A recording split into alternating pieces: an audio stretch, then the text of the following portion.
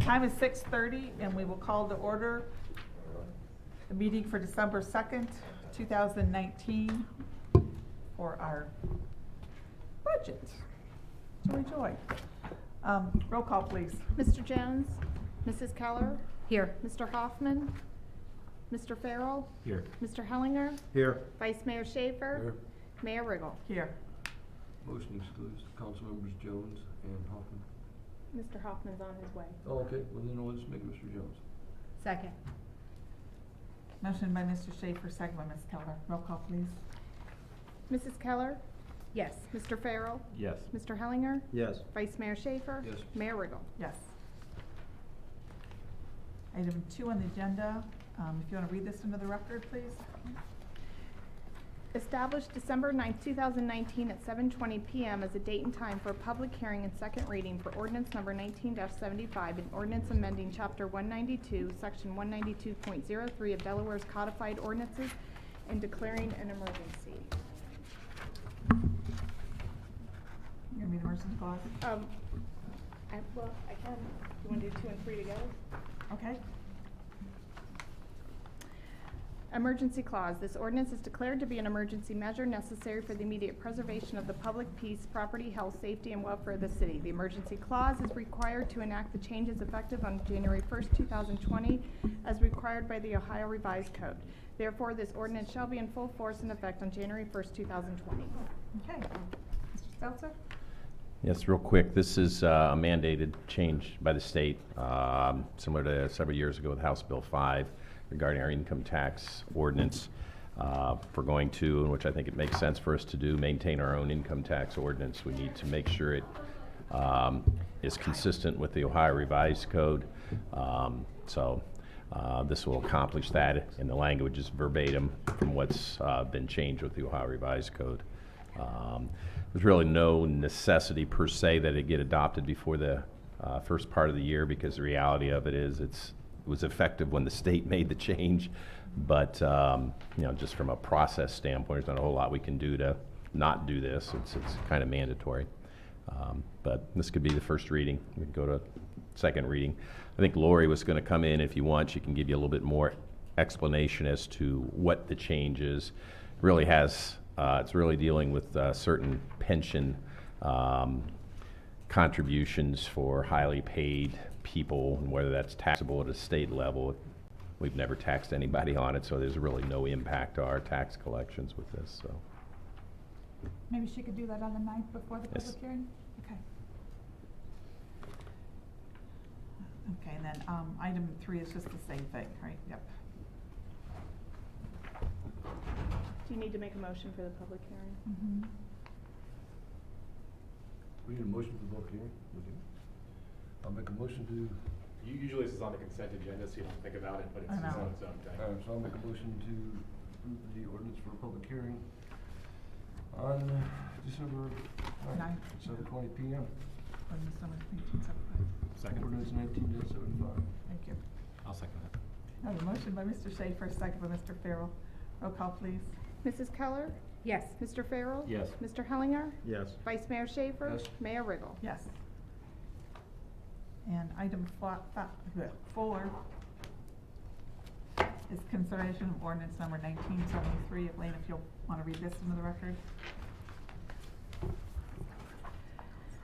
Ordinance number 19-73, an ordinance amending the employment agreement with the city manager and declaring an emergency. Emergency clause. This ordinance is declared to be an emergency measure necessary for the immediate preservation of the public peace, property, health, safety, and welfare of the city. The emergency clause is required to enact the changes effective to December 25th, 2019. Therefore, this ordinance shall be in full force and effect immediately upon its passage. As with all salary ordinances, we recommend this goes 3 readings, although you're certainly not required to. That's why it's on for a first reading this evening. Not a lot of changes with the agreement. At this time, it has built in a 3% salary increase and a conversion of a payment that was paid separately just into that hourly wage.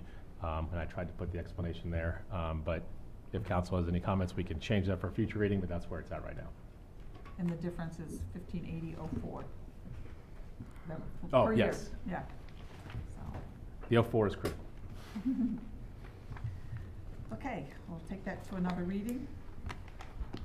And item 5. Ordinance number 19-74, an ordinance establishing the salary and benefits of the council clerk and declaring an emergency. Emergency clause, this ordinance is declared to be an emergency measure necessary for the immediate preservation of the public peace, property, health, safety, and welfare of the city. The emergency clause is required to enact the changes effective on December 25th, 2019, which coincides with the new calendar year and the effective date of the management pay plan for 2019. Therefore, this ordinance shall be in full force and effect immediately upon its passage. Feel funny reading that about yourself? It's not my favorite. Very similar to the last one, 3% increase, no other changes, similar timing with the city manager's contract. This is a change because this position used to be in the management pay plan but was broken out last year, and all pay has to be decided by city council, so we have it as a separate ordinance, which makes sense because this position is one of the 2 positions appointed by council. I just say this more for the benefit of our audience and our new members to understand why this is there, but I'd be happy to answer any questions. Again, it can be changed between readings, but this is the first of 3 readings. Thank you. Any questions? Did you make notation that Cory's here? Yes, Mr. I did. Hoffman? Thank you. And item 5 is review of the city manager's proposed 2020 budget. Yeah, just a couple of just introductory comments in terms of the process we're following. I wanted to kind of restate this for the benefit of the new council members joining us this evening for their first budget process. As you know, the charter provides that I present the manager's recommended budget on November 15th. That's what got presented on November 15th is what before you this evening is what I presented. Over the course of the next few weeks, we will be reviewing that with directors. New in terms of presentations and input this year will be our budget and management analyst, Alicia Ballone. She's sitting here next to Bill, so you'll be seeing more of her. One of the things that we'll commit to do, and we've done it in the past, but I just restate it, is that if questions are asked during the budget process that we're not able to answer, information is requested, that we'll have that for the next meeting. We're not always able to provide the information that might be requested, so we'll try to provide that as part of the next meeting. We'll also provide a meeting recap, just recapping what was discussed at the previous meeting. Sometimes we didn't always remember. The recap will just be our way of trying to just provide a summary of what was discussed, maybe information that was requested, commitments that were made regarding information, that type of thing. So that's really just kind of an overview. The other thing just to mention is that the budget can be adjusted, can be changed. I mean, it's in council's lap right now. It's the governing body's decision as to accept, modify, reject what's being placed before you. So if after discussion, hearing from directors, hearing from me, discussions amongst yourself, you feel that this area needs more attention or needs less attention, a motion of some kind would be made and seconded and ultimately considered and acted upon. And as a result of that, if the appropriation changes, we would then provide you that information back so that when you adopt the budget, any changes made during the budget process would be captured as part of that final budget ordinance. So that's just kind of a couple of comments regarding process. Generally speaking, the budget does not change materially our levels of service. For the most part, there are some exceptions to that, and those are pretty much called out in the message. One of the exceptions is in the Planning and Community Development Department, and you'll hear more about this later in the week. We did try to address what we think is a genuine staff shortage in the inspections area. So this budget reflects that, and we are taking a look at some succession planning that's really needed in that department with respect to our inspectors. So that's one area.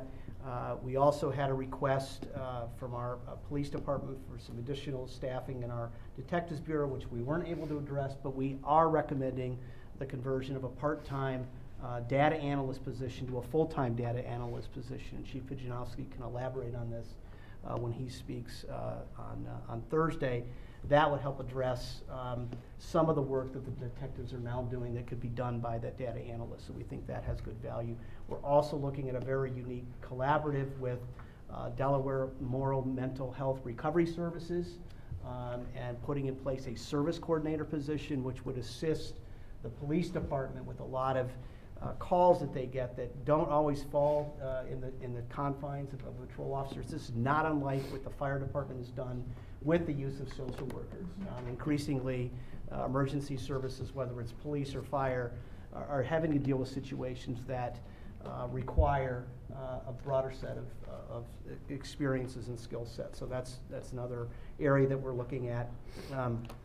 In the area of communications, we also felt that we have gotten good value out of the part-time position in Lee Yoakum's office right now, the communications specialist, and we're recommending that position go to full-time. That will add value back to what we do, how we get our messages out, how we communicate to the public, and so we think that that has some merit. We also have added, and Bill can elaborate on this later, a position in the Public Works in the Streets Department in terms of that. But that's really not going to necessarily really change the level of service that greatly. But again, this is something that I think can be discussed as part of the presentations before you. So again, it's just kind of a broad overview of what we're looking at. Also in fire EMS, there is a recommendation from the chief that he'll elaborate on later this evening regarding trying to address some service level issues at our Lexington Gun Station 303 and some of the issues they're dealing with there. So that will be discussed as well. And we have some positions in, an additional position in IT, which you'll hear about. Lastly, but not least, is in Parks and Natural Resources. We are looking at and have recommended a position in a position that would be established midway through the year to address what we think might be a transition from the city contracting out its recreation services to the YMCA to eventually doing that in-house.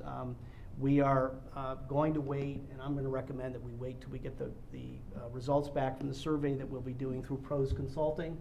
That will be an outreach survey that we'll be doing of getting feedback from our public about what their experience has been, what their thoughts are about the city providing this service, what it's going to cost, that type of thing. That's all part of that contract. But we have made a provision that in the event that council makes that decision based upon the input back from pros, that's another position. So and again, Ted Miller can elaborate on that when he speaks later this evening. So.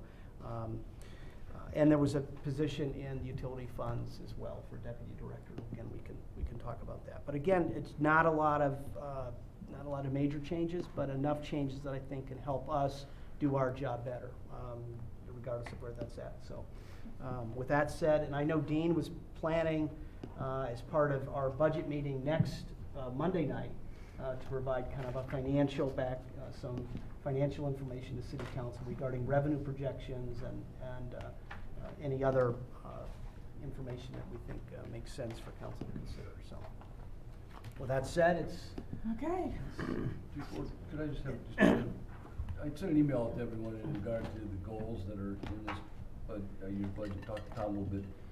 I don't know how the rest of you feel. I think it would be helpful to me if we've got a goal where we're not meeting expectations. I'd like to hear from the director why that is and what your suggestions would be. Is it a financial thing? Is it a personnel thing? Is there something else could be done?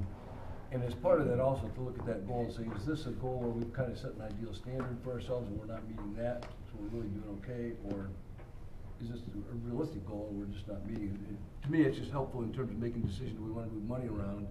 If we've got a goal that we're not meeting our expectations, but it's critical enough, we may want to make a change. So if everyone else agrees with that, I think it'd be helpful as we go through. And I should say, we did send out some additional budget guidance based upon that earlier this morning and asked all the directors to I appreciate that. keep that in mind and include that as part of their presentation. So. Okay. Good evening. Good evening. Thank you for having me today to discuss our 2020 budget. And as the TVs and the PowerPoint comes up, I would just like to chime in one additional comment is the city manager made a comment concerning the police department's service coordinator. I just wanted to emphasize, as you're aware, we've had two. We've been working with them. Been working with Chief Pijanowski, our service coordinators, to ensure that there's not duplication, and there's certainly a need for the PD as well. So while ours is taking care of one aspect of it, theirs will be taking care of another aspect of it, and they're going to end up. The plan is to have periodic meetings to ensure that we're providing a holistic overview of that coordination. So I just wanted to make everybody aware of that. Why I had the opportunity here and talk a little bit about our service coordination as well. So. But thank you again. It's hard to believe, but this is my 14th budget that I'll be making presentation on today. So I'm going to go through a little bit about some of the changes in the fire department over the past 14 years, because I look back and reflect a little bit upon that. 2019 was a huge year for us, and in 2010, 9 years ago, our department ended up getting approved for additional funding for an enhancement of the fire and EMS. And there was four pivotal, if I could say that right, points to that. And that was the replacement of existing equipment that was aging, the hiring of additional personnel, the building of Station 303 and the building of Station 304. And this year we accomplished all that we had set out and said we were going to do. And I think that's very important. As I always reflect back on that, you make a promise to the customers, your citizens, on what you're going to do, and you follow through. And we certainly have done that. And I'd like to say thank you to City Council for their support, City Manager, the Finance Director, and also our personnel for that too. You'll notice behind me is my administrative captain, Captain John Hall, and also Joe Murphy here. Joe is the union president as well. So, so with that, we'll move forward with our presentation. Nice picture. I know. Thank you. That's great. Actually, the picture is on Winter Street. Since it wasn't moving forward, might as well talk a little bit about it. And actually, the guys were doing some training with that. That's on the right-hand side is our 107-foot Quint ladder truck, and on the left-hand side is our 2012 truck. And what they were doing was doing reaches with that truck, making sure. If you remember, the 107 Quint was really to maneuver in the back alleys of that. So actually, it was a training that was performed probably about a month ago on a Sunday night.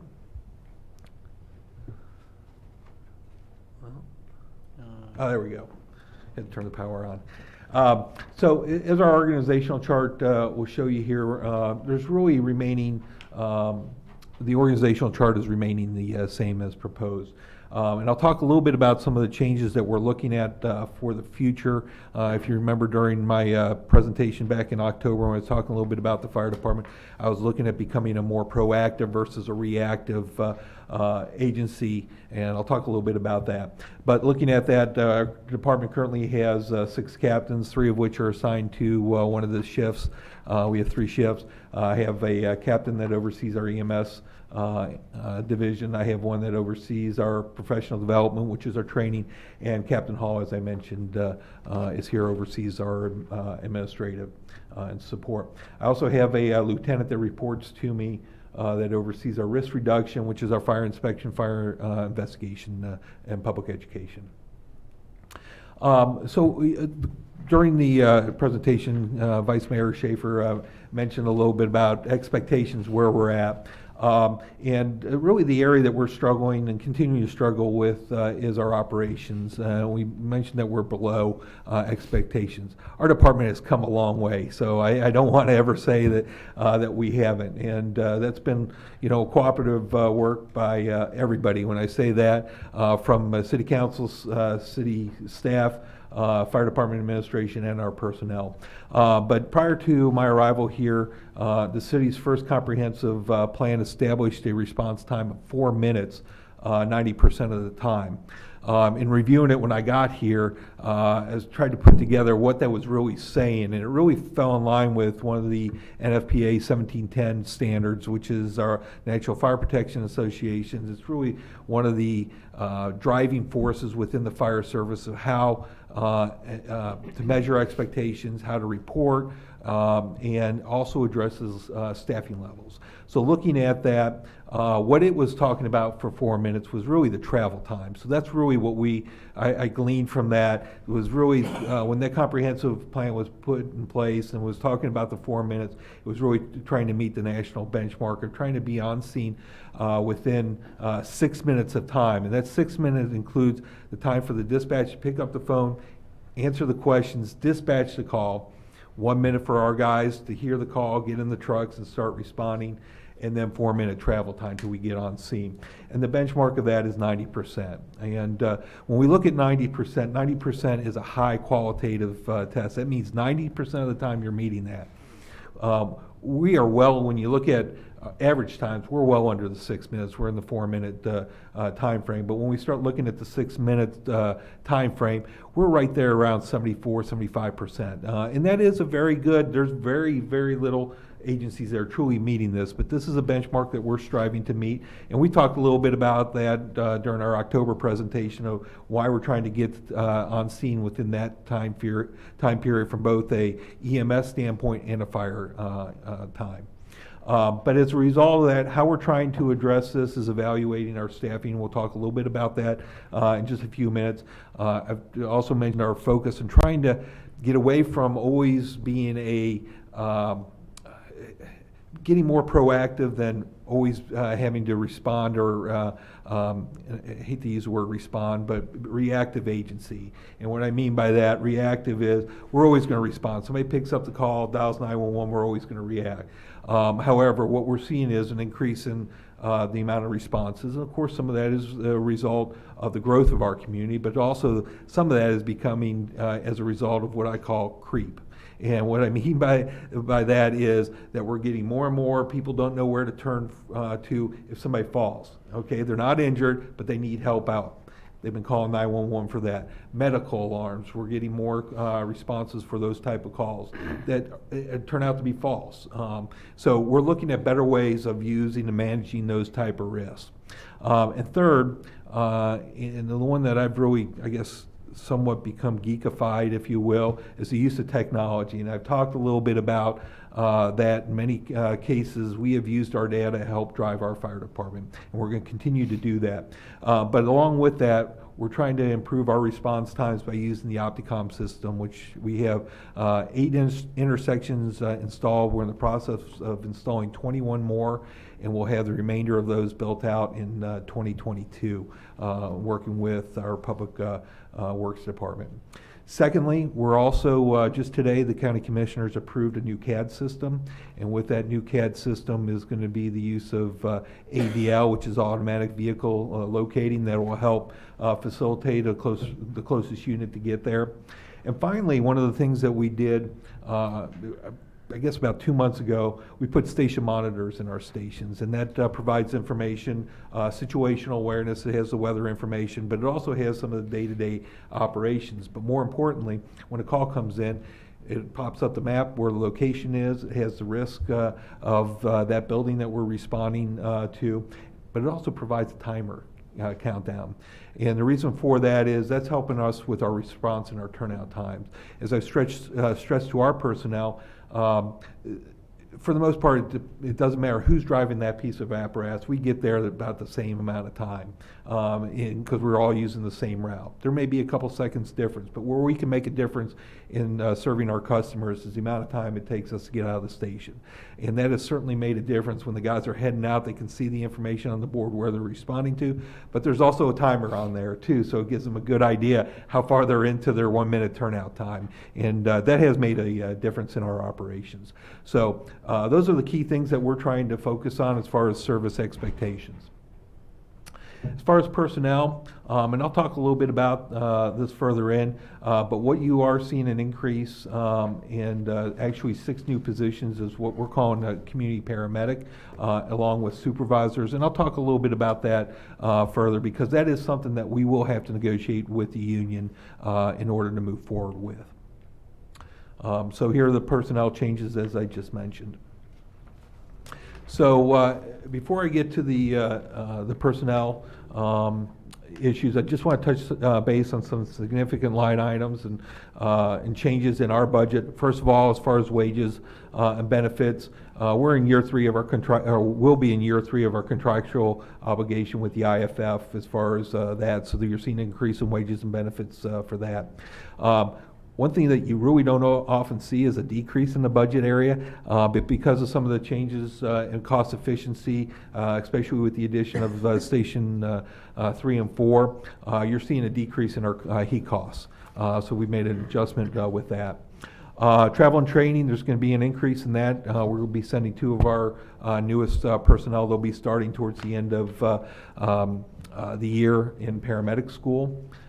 Maintenance, if you remember, we received a BWC grant for the electronic cots. Those are coming out of warranty, and you've seen an increase just on the cot maintenance aspect of that.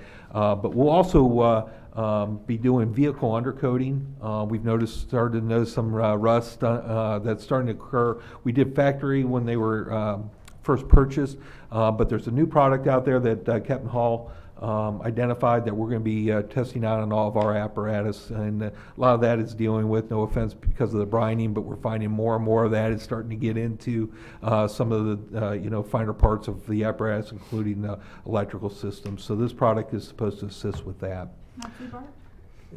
Actually, our vehicles have used Z-BART, but we're finding this is going to be a less expensive option for us and a little bit more reliable. I used to own a Z-Bar, that's why I just joke about it. Yeah. Sorry, go ahead. Medical supplies, as we're all seeing increases in medical supplies, we are actually seeing that too. The cost has continued to go up, but we're still looking at $13. Our cost is about $13 per transport to a hospital. So when you look at the overall cost, I keep getting on my EMS captain about the rising costs. Still, when I start looking at that per person, it's not too bad. But we're looking at ways to control that with some of our internal systems. I don't know if you've been in our firehouse recently at Station 304 and 303. We've almost put in a vending machine that uses thumbprints because of the tracking that we're required to follow as far as the pharmacy board. So that's providing a much better tracking of all of our medications. The 2 final items, small tools and equipment, and also capital purchases. This continues to go in line with our fire levy. The small tools, will be looking at the purchase of IV medication pumps. That's because of some of our new protocol requirements and the medications and some of our travel distances that we're going now downtown because of the cath labs and so forth. They're requiring these type of devices. And secondly, we've received notification we have received another BWC grant. This is for their safety, and this is to replace extrication equipment. We'll be going with battery-operated extrication equipment, which is more conducive and economically and ergonomically capable for us. That'll be going on our heavy rescue truck. And then, as we discussed during our capital purchases, a new engine and staff cars. So let me talk a little bit about the direction of our fire department. As I mentioned, I want to start transitioning as much as we can from a reactive to a proactive department. And I think we are very proactive in a lot of what we are and have been doing. But when I arrived here, our department needed some changes and wanted some changes, and we wanted to get back to being the department that was well respected and being the leader that it once was. So as I mentioned, we did a lot of things with the 2010 levy.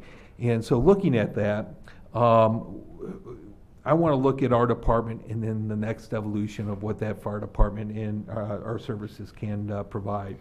And so in 2018, and I talked a little bit about this in October, we established 6 new goals as part of our strategic plan. Some of those initiatives you're seeing here, but they focused on making improvements in our training, looking at ways to improve our hiring and retention of personnel, improving our response times to the 90% time frame, improving communication, and developing staffing that meets the needs of our department, not only for today, but for the future. And then finally, managing the growth of our city too, as well as with the fire department. So we can continue to go on our business as we always do as the city grows, do that expectation and know that there's going to be an increase in responses. But I want to take us a little bit different and really try to become more and more proactive. And with that, I want to start looking really and focusing on our EMS side of it. And we talk a little bit about the amount of lift assists, and we're talking a little bit about our medical alarms, but there's other things that are going out. We have over 1,000 special needs patients in our city. And when you look at a city, of our size, they estimate that the true numbers to be about 15% of your population are special needs patients. And these are patients that have some type of ailment that are going to need care and treatment. So these are the 1,000 people who have registered on our registry. That's a county-wide registry. And what we're trying to do with that is, number one, make ourselves aware of what those conditions are so that we can better serve them. And secondly, that if there is a disaster, such as an electric goes out and somebody is dependent upon that, is be able to serve those. But those are also going to be patients that are a higher demand usage of our services. So if there's a way that we can better serve those patients, that they're not always having to call 911 for a call, that will keep our personnel in service and focusing on those true emergencies. Other things that we're going to start working on, and as part of the pre-hospital care board that we're looking at, is trying to raise the level of service that we provide. Right now, the scope of service in the state of Ohio limits us what we're capable of doing.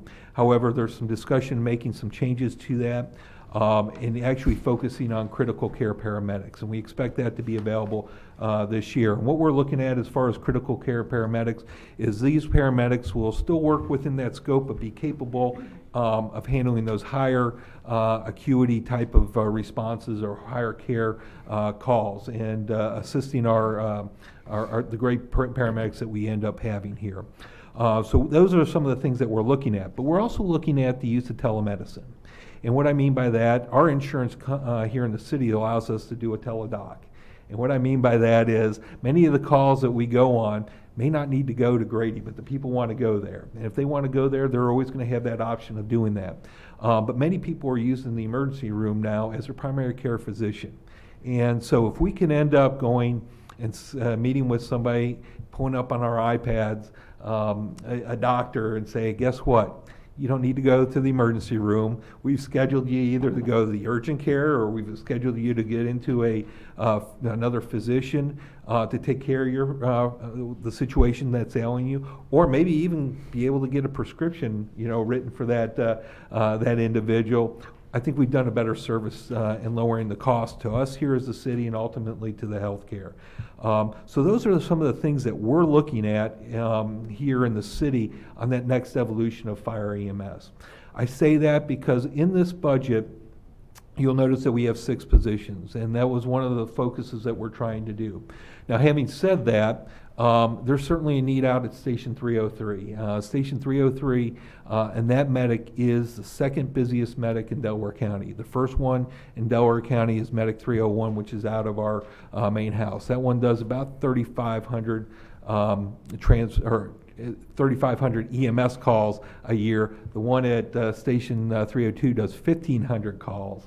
And when you start looking further down, the next closest I think is 1,200 and then 1,000. So there's a high demand. But Station 303, when we built that station was built for 5 personnel to house both an EMS unit and also house a fire. Both of those units are in that station right now, but we have 3 people that are doing those jobs. And what ends up happening is they handle first call first. So what ends up happening, we get an EMS call, they respond in the EMS call, and that engine and that area is not protected anymore. So we're looking at trying to provide a balance with that. I know there's some concerns with us starting to head in from the union standpoint. Not that they've objected, it's something they need more information with. Along with that, we have to sit down and negotiate, moving forward with any type of community paramedicine because it is not part of their contract. And with EMS, it is something that they, according to CERB, really own that type of work. So I wanted to bring that forward with you tonight. We will certainly be sitting down with them in the near future and discussing that with them. So at this point in time, I'll be more than happy to entertain any questions.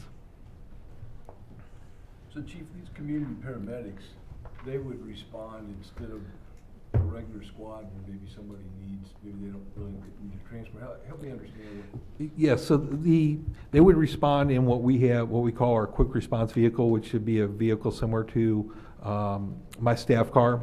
And depending on the type of call, would dictate whether a ambulance needed to respond, or if an ambulance needed to respond and was a high acuity, it would also prevent the potential of the engine responding too, thus keeping those in service. The other thing too, again, if we're going to really start looking at data in the future, maybe something as simple as a sick person may not require the initial response of a ambulance to get there. Maybe we respond, as I mentioned, with this quick response vehicle. We get there, we assess the patient, then make the determination, yes, they need to be transported by ambulance, or maybe that vehicle could even take them to an urgent care or other type of facility, which is now permissible by the Ohio Administrative Code.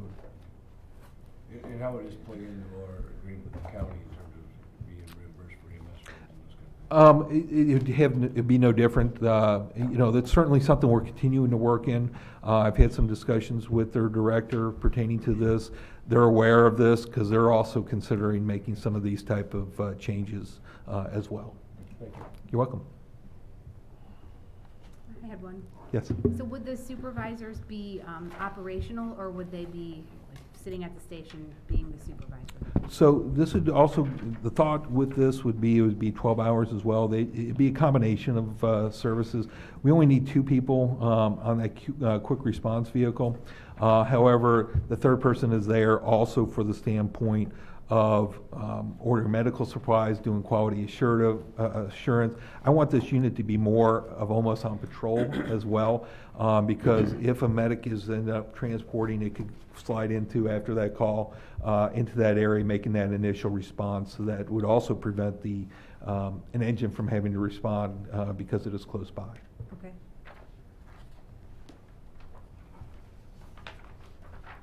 Any other questions? What's the downside, or what would be the criticism? That it's change, number one, on how to do this. The second thing is, there's some concern internally that we have not fully addressed our 24-hour coverage because of the higher demand of service our city ends up having. You have the second busiest unit here in our city, and Delaware County, actually, their busiest unit out of Sunbury, which I think is the 4th busiest unit county-wide. They just added another unit to that. They were doing 1,000, so now you have them now doing 500 calls, where ours is doing more than 1.5 times. So you have that downside as well. Okay. And council will recall that this was the peak demand unit was something we had proposed and actually went to arbitration over in terms of being able to have a different shift, this 12-hour shift. So it's kind of it's an extension of that. Only I think in this point, looking at it just as a paramedicine.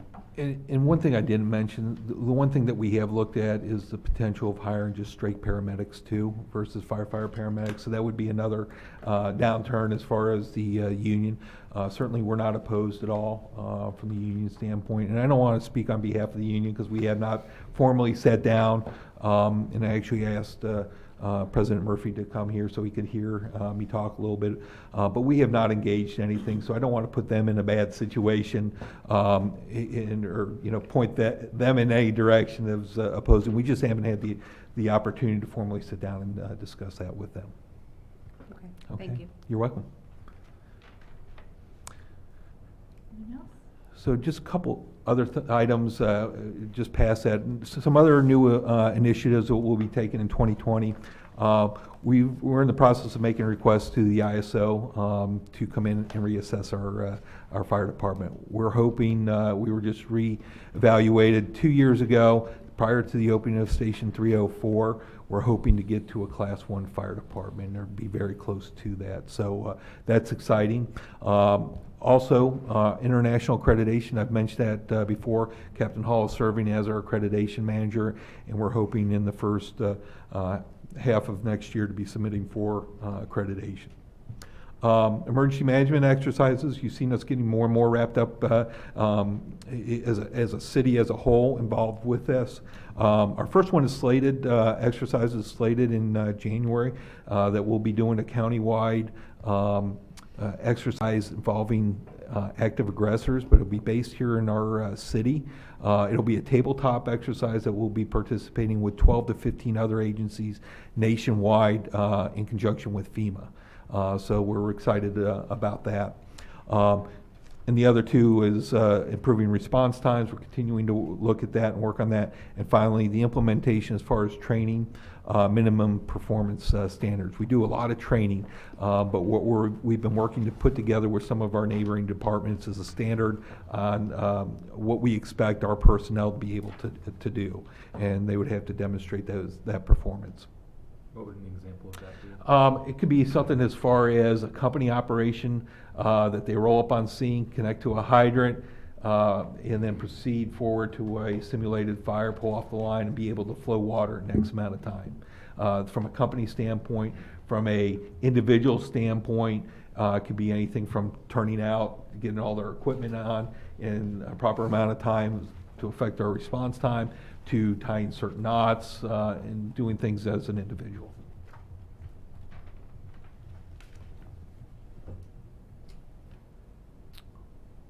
Okay. Thank you.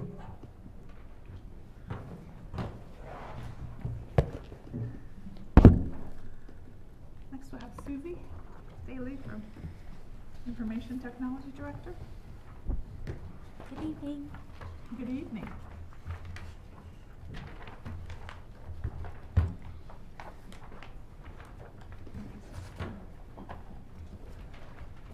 I'm going to talk first about the organizational chart. I've spent a lot of the time here. This is my first budget process, so I'm not as good as Chief Donahue is, but I'll try. Hard act to follow. From an organizational department perspective, I've spent a lot of my time here evaluating what work needs to be done throughout the city. From an IT perspective, how I can create a department in an environment that promotes development and also promotes teamwork and collaboration, and make sure that we are available to the other city employees to assist them in their job and to create opportunities to use technology that they haven't used that they already have, or to where do we need new technologies, and to make sure that those things are becoming efficient. So in looking, I changed the scope of the positions. The network administrator is still the network administrator, that's Kendra. The other thing that I want to kind of go back, because the IT department has fluctuated between people and number of people, and a lot of the areas weren't exactly doing the jobs that they should have been doing, if that makes sense. When you have a smaller number of people, everyone picks up, but then the jobs don't get distributed in the person's area of expertise. So I've also looked at the expertise in the department and see where we need help and what we can grow. And the network administrator is Kendra's position, and she isn't using all of her abilities that she can use. And so I want to try to make sure that she is truly a network administrator. So she's helping keep the network secure, keep it up and running, making sure that she's developed what she needs to in terms of the equipment, because we've made some equipment changes. And so that's really important to keep that development going and make sure that she's comfortable in servicing those pieces of equipment and the network as a whole. The other thing, the tech support specialist is kind of that level 2 position. So we get a lot of help desk calls. We probably get 30 a day, maybe 35, just depending on what's happening. Sometimes more if we update something or change something. But what I've noticed is a lot of the calls are a level 2 or a higher caliber of assistance. We have a lot of proficient technical people in the city, which is nice. So we need someone a little higher level that can go above and help the network administrator with things like the telephone system and the website and just all the applications that were coming in. So I've created this position to help kind of balance the level of technology that is coming in. The help desk support technician is the desktop technician. It's just got a different name for the most part.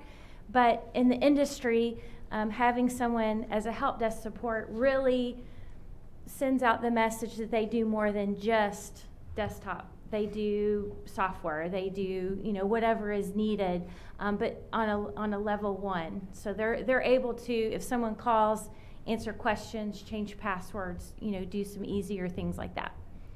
The application system specialist, which is Chris, you met him at the previous meeting, and he's going to help and has already helped with all of the different software packages. So we have, I think, 5 or 6 new software packages coming in 2020. So we're going to need a lot of assistance in making all of that work. He's going to be very integrated into the ERP system that's coming out. The GIS coordinator is Rachel, so she's going to keep her position, but what we've created is a new position in the GIS CMS analyst. So we've noticed that in the city, we have the CityWorks program, which is a software that planning uses, Public Works, the facilities, and when it was implemented, there wasn't really the staff that was needed to make the full implementation. And so we want to grow that, and then also with the AutoCAD that Chief Donahue talked about, we can integrate that with the GIS. And he's driving a lot of his decisions through data. And in order to take that data in and analyze that data and make sure that it's, true and right and that he can make those decisions, we need someone to analyze it and assure that, yes, this is good data, you can make good decisions using this. So that's kind of how this analyst position has grown. It's also, it can also support Public Works, the planning with all their permitting. If Dave wants to make a decision about, should we charge more for this permit, or how many permits do we even have, things of that nature, to collect all that data and analyze it and put it in a report form that directors could use to make decisions, is really where we're going. But that position will be used throughout the city in multiple departments, which I think is important.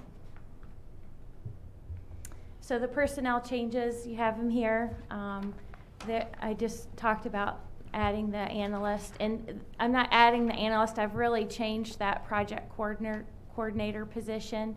I really feel like each person should develop a skill to manage their projects, because in IT, everything's a project. So I think that having that and developing those skill sets with each employee, we don't really need someone to coordinate the projects. Each person will coordinate the projects themselves that they're responsible for, and develop that skill set themselves. So I talked about that. I'm getting ahead of myself. The significant line items. So the biggest change in the IT budget is that everything that normally is in the CIP has moved to the operational budget, which made my operational budget grow. But the things that we are doing with that is a firewall replacement. So there's a new version of firewalls that have a lot of it has artificial intelligence inside, so it learns, and so you just get more and more protected. As people try to break into the system, it learns, and then it fixes itself, basically. We have some telephone hardware virtualization. We're moving to that for disaster recovery purposes, and also just, not to maintain that hardware as anymore. We can virtualize a lot of things. Like I said, the network switches we're updating. Data storage, that's always something that we're gonna have to make sure that we have enough data for the police, for all the video. I mean, we have tons and tons of video, so that will continue to increase. Servers and just maintaining them, and then PCs and copier replacement. We don't have a lot of copiers to replace, and PCs we don't have a ton, but we try to keep those every 3 to 5 years up to snuff. All the new initiatives that are coming, like I said, the new ERP system, that's going to be a huge undertaking. It will take all the departments. We will be integral with having a dedicated staff with Chris and Rob and the other people in finance to make sure that that goes smoothly and that it goes through and flows through the entire city. So that's probably going to take about 2 years to implement, and usually the last year there's some reciprocal duties that we'll have to do and make sure, but it'll take a lot of time. The new RMS system for police, and then the fire is actually getting the AutoCAD, but that records management system will be important, and will be helping to make sure that that is integrated appropriately, and the GIS analyst will also help in that to make sure that the data that's set up is appropriate. A new 311 we talked about you guys weren't here, but we want to engage more with the citizens and try to automate some of those responses to make sure that they know that we're available and that we hear them, that they can quickly report an issue and get some feedback about the issue. We have a lot of people that 10 people might report a pothole, let's say, and to call back all those 10 people would be difficult to do it in a timely manner. So try to creating some automated responses so they know that we got the information and share the response back. That's kind of part of it, but just ongoing. And Rachel has been meeting with all the departments to get their feedback to see how they want to communicate to the citizens, where they see the breakdown, if there is one, and how we can fill that with this project. We also have the new traffic signal project that we're working on to assure that we have the fiber that's needed. They're putting in some new servers that we're working with on the county. So those are all things that we're going to help support the other departments and make sure they get done. And that's all. If you have any questions. That's all. You're so funny. Questions for Susie? I just wanted to if you turn to page 71 of your budget, I think we probably wanted just to provide an overview of how this fund works, and I can have Dean elaborate if you'd like, but essentially we estimate, based upon the utilization of each department, their amount of time that we spend, not unlike how we do it with our Rotary Fund in the garage. And so we estimate what that is, and we have transfers in from each of the departments into that fund. And then if you drop, so that's what the first 2/3 of that page is. And the next 3 lines there are really just how we break out the different areas of expenditure, the staff support, system support, GIS operations, and that's what's described more fully on the next page, is really where the breakdown of all of that. So we're trying to do a better job of estimating this. This was something a previous IT director and Dean had worked on. I know, as Susie indicated, we did take a number of the capital, what was otherwise going to be in the capital, and moved it over here in operations.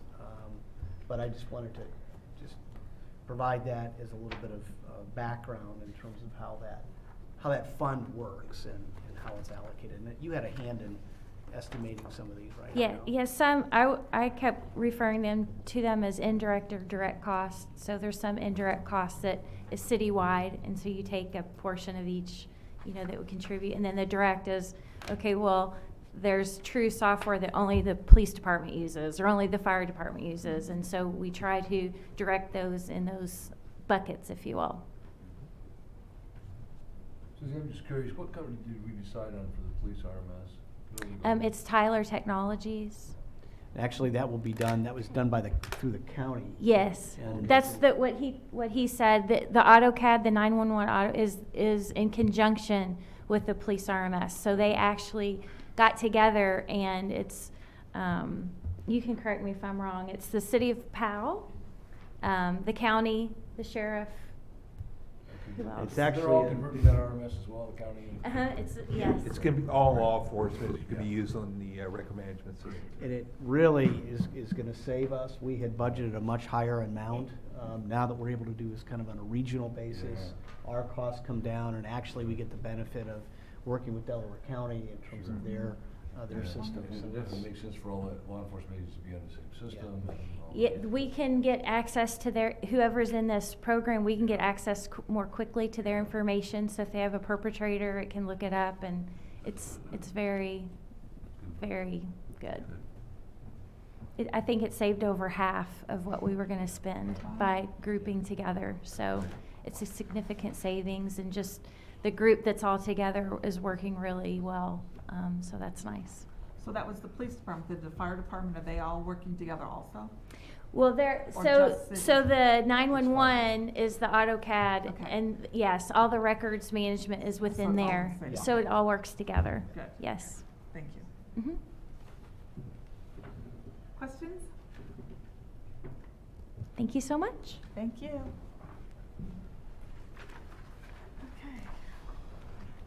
Okay. Next, we have Ted.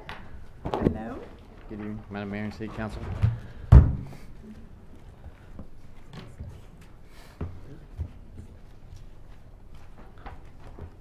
So Parks and Natural Resources, jump right to our organizational chart is, it's starting to grow a little bit. One of the things to keep in mind, we're not looking, each of these departments are not in their own isolated cells.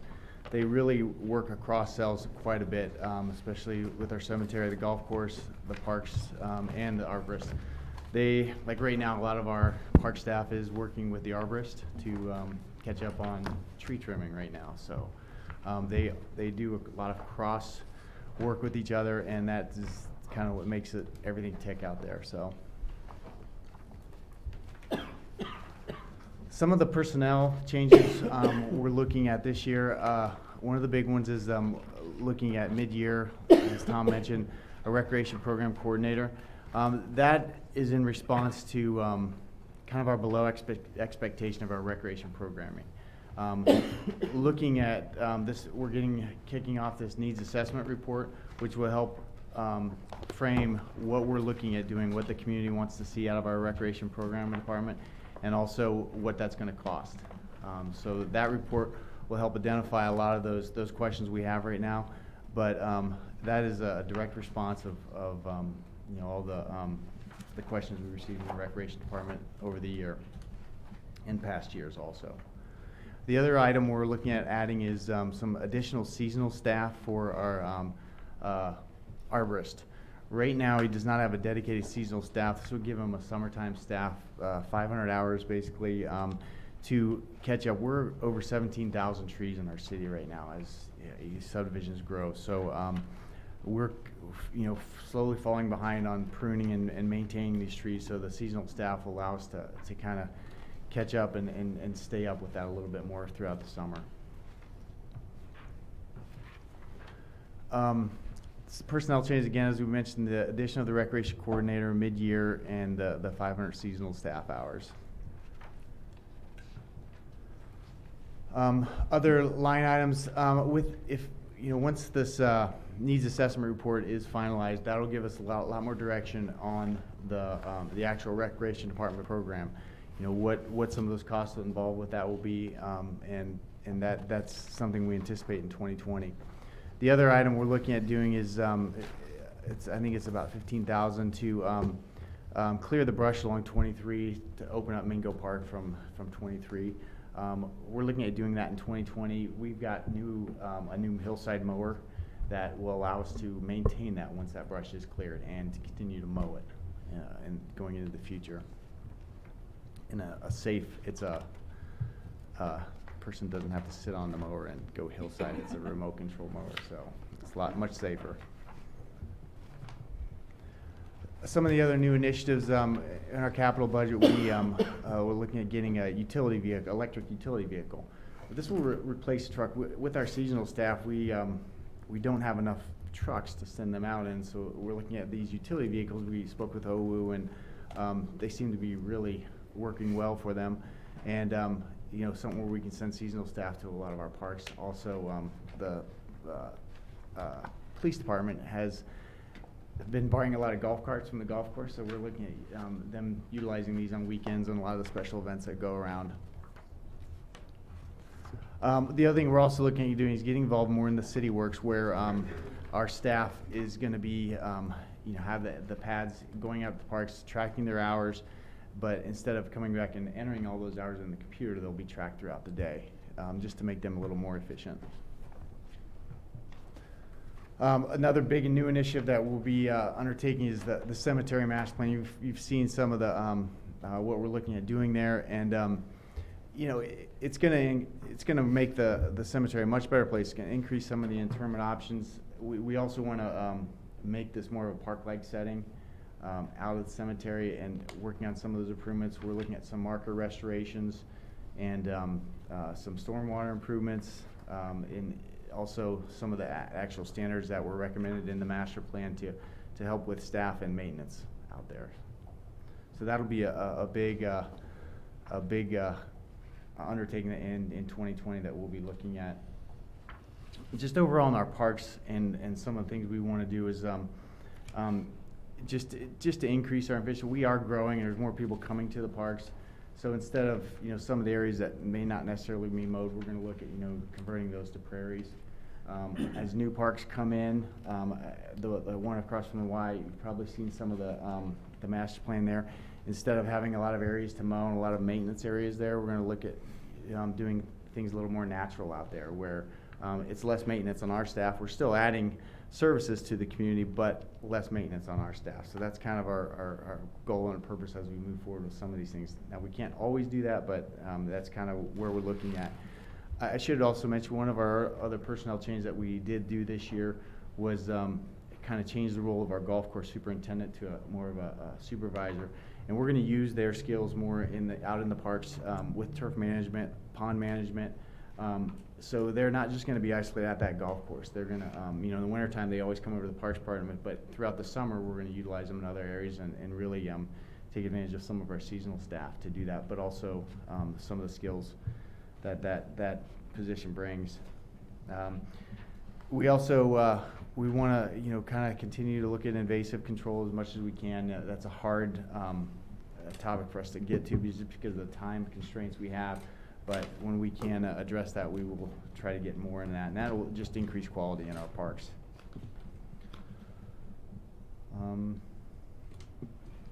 The golf course, just overall, I do want to mention, we did do a little bit better this year. We introduced alcohol sales. The golf course begins on page 40. Okay, thanks. But we did introduce alcohol sales around July 4th. We did see, you know, it wasn't a boom, but it was it added something out there. This year again, we lost 10 more days than we did even last year. So 10 days is a pretty significant amount of time just with the bad spring we had. But overall, I think once at the end of the year, we should be doing better than we have in the past.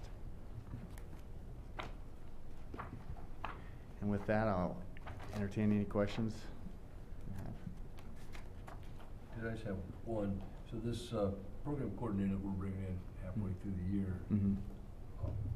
What if we decide that we're not going to take over recreation? Well, before we do that, we'll have our needs assessment report back and have the recommendation from that report. So before we make any decisions on that, that's what we're kind of waiting on before we make any movement in that field. I just want to make sure that we No, that's- assume that we're going to. No, that's why we really made it 6 months, is Yeah. because the pros piece is gonna happen in the first quarter, between now and the first Okay, so quarter. we'll have some time. We wanna report Yeah. back to Yeah. you what the cost looks like, what the feedback from the public has been, and then allow council to deliberate and make a decision on that. Thank you. How do we feel about if that coordinator position does get filled in 6 months? Thinking back a couple months ago, when we were having our discussion, we were hot and heavy on trying to boot the Y out early, and we were told that, well, we couldn't, we can't possibly do that because 6 months isn't long enough for us to get our ducks in a row and get a new program in place. And it sounds like we're setting ourselves up for that same scenario, waiting until mid-year to bring somebody in. Are we confident that we have the resources, and especially the timing resources, with which then to effect a change so that we don't end up drawing this out more because, oh, we're not ready come January 1? Ideally, I think earlier would be better, but with this needs assessment, we're gonna get a good response from the public to find out, specifically what they're looking for in that. And then, with the recreation programming, and that needs assessment report, this position will be able to, specifically attack some of those items that the public wants to see in recreation programming. I mean, ideally, more time would be better, but I still think with that 6 months lead time, I think it is still enough time to start undertaking that recreation programming that we're And it could be, doing now. George, that we would have to ramp up through some sort of a supplemental earlier in 20, and then Mhm. probably the third quarter of 20. Okay. If it turns out that the decision is made by city council that the city is going to, we're not gonna renew our agreement towards the end of the year, it would be, the prudent thing to do would be to accelerate that. And Okay. so, I think our hope was that this position could at least help us identify what those, what that department is gonna look like and get ahead of it. So you're right, because you'd be doing, there's work that you're gonna be doing in the fall of a year from now, earlier, a year from now, about winter programming, spring programming, and so on, so, yeah. So then, and then a follow-on question, I asked you about this the other day when I saw you at the gym. Where do we stand on the Oakhurst to Pinecrest little nature trail there to get people off 23? That was all a big brouhaha here a year or so ago, and now nothing's happened to it, and where do we stand on that? It was more than just the little trail. I mean, ideally, we could. Yeah, I Is mean, this I'm the one I'm from- not talking about the part then going into the fairgrounds. I'm just saying, The get yourself piece from the playground and Woodhall back to Oakhurst. To north. get, yeah. to Yeah, go that's from Woodhall It's a priority project, and it's even maybe looking at that segment is something we can try to move up a little bit more, because that is kind of some low lying fruit there. So we have some of our connections on Central, and it has been our priority up until now, but we're getting close to completing some of those. So should be able to focus some more attention to some of these other priorities that we have, and that one is one of the top list Yeah, I on mean, our I list. still continue to see people walking on 23, and I just cringe every time I see that, because there's absolutely no place for a person along 23 north of Pinecrest. I can't remember. That was a fairly large. I can't remember what you estimated the cost to be for that. Oh, the overall, but if we were to maybe start, with some of the segmenting it out. You're a just little bit. talking about the first Just the phase. first place, just to get them off 23. Right. Yeah. But again, with the completion of Central, that'll really open up some of our priorities to look at some of those other projects. And Central's supposed to be completed in 2020. With the removal of the house at the cemetery, this may have been a conversation that happened before I was here, but, so if it was, just tell me. But has there been any reaction to that from community members or anything like that? We have had some reaction. We haven't decided to move forward with that demolition of that house at this point yet. We're just completing the asbestos study now. But we have had some community members that were concerned about, preserving that house. And we'll meet with them again and look at what some of the options are and anything they can bring to the table also there. I think the Historical Society has sent a formal letter to us indicating their concern about the house. In my conversations with Carolyn Ringley, who works out of finance but does a lot of her work for the cemetery, used to work there, we can't really, it's an older house, but we can't really find anything that would determine that the historical significance of it, other than maintenance sextons lived there at one point, but nothing beyond that. What's happened is it's kind of in the way. If you take a look at the overall vision for expanding that cemetery and trying to market to what is a different demographic, not a different demographic, but a different need, that area is envisioned as part of the scatter garden. Yeah, we have some garden areas, some memorial garden areas in there also. But I think as we get closer to that phase of the improvements, we'll look at meeting with them again and addressing that.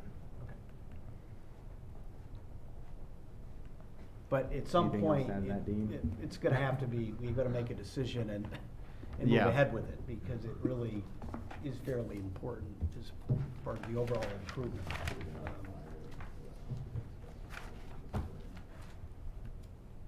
Any other questions for Ted?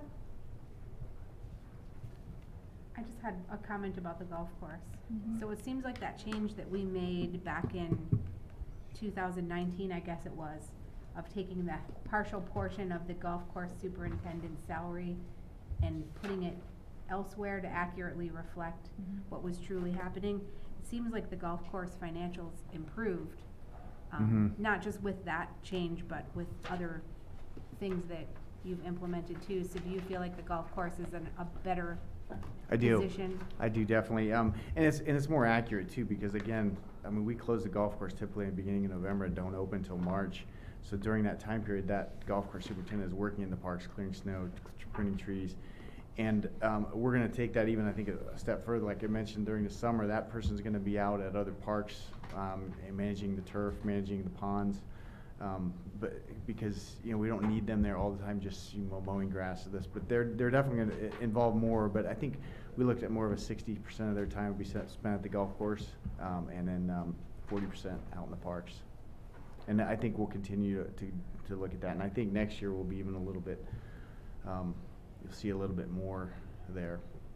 I think very nice work on that. There was a time when we were very concerned that it would not even be sustainable to maintain it, but things have seemed to turn around there, so that's exciting to see. Okay. Thank Very you. much.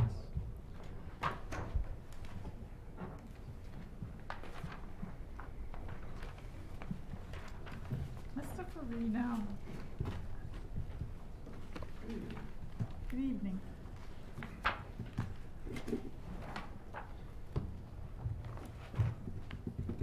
Thank you. All right, I'm going to talk about Public Works, and I was just counting up my years. I think this is my 21st budget presentation here with the city. Susie's first. I hope we can keep her 20 more years. She's been great and such an, I just wanted to put a plug in for IT. What an asset Susie's brought to the city and working across the boundaries of all departments and really making a lot of our initiatives able to move forward. So with that, just click it right here. Here's our organizational chart, and for Councilman Hoffman and Councilman Farrell, Public Works really consists of 7 major divisions: the Refuge Division, Fleet Division, Airport Division, Streets Division, Facilities, Traffic, and Engineering divisions are all within the Public Works Department. So there's a lot here to talk about, but what I really put together, like everybody else, is really, I guess what you call it, is the highlight reel after the big game. So you can see what the important things we're talking about here in the budget. And then at the end, I can answer some very specific questions if you have them regarding some of the line item information or some of the narrative in here. So let's just look at the personnel. We have 60 employees, full-time, permanent part-time, one permanent part-time, and then seasonal in streets and traffic. The one number in red up there represents an additional position that's being proposed. One of two requested is being proposed in the street division, and we'll talk a little bit more about why and the benefits of that position here quickly. So the first one is the addition of the full-time street technician. In the streets crew, I think we've asked for additional street technicians for many years, but I think we're in a position this year, hopefully, that we can start moving in that general direction. Why we need to, streets obviously continue to operate below service levels because we can't patch enough roads and take care of enough potholes and enough crack sealing and things like that. Primarily, why we're asking for additional staff is we need to be able to operate on 2 crews simultaneously in the summertime instead of just 1 crew. You need to have a minimum number of men on a crew to operate safely for both flagging traffic and doing the labor jobs, operator jobs, the trucking jobs. And so you can end up with at our current size, we end up with 1 crew with maybe a man or 2 many on it, but not enough to break that down into 2 crews, especially when you consider folks are sick, folks are on leave, on vacation, on personal leave. So we really want to get to the point where we can operate 2 simultaneous crews. We can have 2 asphalt crews out in town at the same time, or maybe 1 asphalt crew and 1 concrete crew doing sidewalk work or curb work or downtown paver work. So that's one of our goals, is to get to that point. Certainly having an additional full-time person moves us in that direction, increases our labor force for both summertime operations and wintertime operations. In wintertime means it's 1 less person we have to borrow from another division. For example, we borrow heavily from traffic, but when they're helping plowing, that means they're not doing traffic things in the daytime because they have to plow for us. So that's the first personnel change. The second would be, just recalling the reclassification of our traffic technician to traffic supervisor. Traffic is the only division within Public Works that doesn't have a dedicated supervisor. When we transitioned our engineering division into Public Works, we allowed our traffic engineer initially to act as supervisor to get a handle of the department, to reorganize it in the way that she feels it needs to be. It's been very successful under Jessica Omeroyd's control, but she's also a traffic engineer, highly trained, and we're terribly underutilizing her expertise in managing the complex traffic programming signal type issues. So we also now have developed a set of very competent traffic technicians, and what we want to do is be able to elevate one of our traffic technicians into that supervisory role, allow our traffic engineer to perform more as an engineer and be able to work the higher level complex traffic analysis and signal projects. Let's talk about some of the significant line items that you'll see in the budget. The first, obviously under streets, I think we're all aware by now that state passed a gas tax, and we're one of the beneficiaries of that. $650,000 estimated right now. Additional revenue that will be coming in. This addresses a big area. We know street maintenance is below expectations pretty well across the board, except in our plowing, winter maintenance.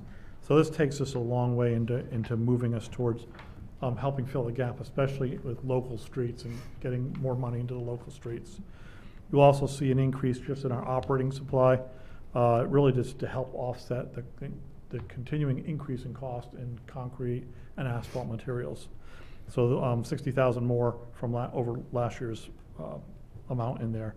In general, streets, in 2001, we had 128 miles of streets, and we had 10 full-time street maintenance workers. In 2020, we've now got 172 miles of streets, and we only have 8 full-time workers. So our staff has actually decreased. So getting back 1 street member will be very helpful.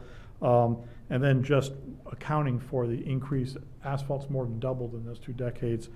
Adding additional funding into any account in streets helps move us towards trying to get to more of a sustainable street maintenance program. So these are really needed improvements right here. Under traffic division, there's a $59,000 increase in professional services. we're really below our target right now in guardrail maintenance, especially in adding additional guardrails. I think several council members have pointed out areas where they think we should have guardrail in town. Most of those are documented in a database, but we just don't have the revenues or income to go ahead and make those improvements. So we'll be able to do a little bit more guardrail work, new guardrail installations. Also our just line striping, our long and short line striping, there's a lot more work we really need to do every year. This will allow us to use more contract services to get some of our line striping work done, especially some of our short line work. And then when I say short line too, for new members, I'm talking stop bars, crosswalks, and a lot of the pavement symbols you see on the pavement. That's what we refer to as short line work. And then traffic calming is increasingly important to the city, the citizens in this body. So $20,000 of that $59,000 is really set aside to be able to respond to some of the citizen concerns about, can you do something about whatever the problem on my street? Well, we have a little bit of funding set aside, whether that's for striping or for a speed feedback sign, to be able to have some of that money in the budget, to be able to manage some of those things. Why there's issues, again, just like streets, we've had such an expansion in this community, and even though it's a new subdivision, there's stop signs, there's roadway signs in there, there's striping, short line striping in there. I've seen us go from 34 signals to 62 traffic signals here in the city in my time, double the amount of signals. And the technology now within a signal cabinet and the software is so much more complex than even it was a few decades ago. And our technicians are at the borderline of needing associate's degrees to even understand the technology going on. We spend a lot of time training our technicians in this area. And so when you look at that together, it doesn't leave a lot of time to be able to focus as much on signals as we need to with some of the issues when we have guardrail and striping and signage and everything else our traffic division has to manage. That's a division that we haven't asked for additional staff members, but we're getting to the point that we're going to need more if we're going to take care of the infrastructure that we're building. Not necessarily trying to improve level of service, just trying to maintain level of service. Because as we build more of these things, we really got to take care of them. It's kind of a fix-it-first mentality. And we're going to need the staff at some point to take care of these things. Bill, before you move from that project, for the members on the Parking and Safety Committee, I think it's important to think about what Bill is recommending is an amount that won't necessarily do all of those recommendations that you had considered. So this might be an area where there needs to be some additional discussion about the feedback kind of that we're getting based upon what we did on Hall Drive, because I know it's come up in connection with Cobblestone, Carson Farms Boulevard, and some of these other areas. And so we've already made promises.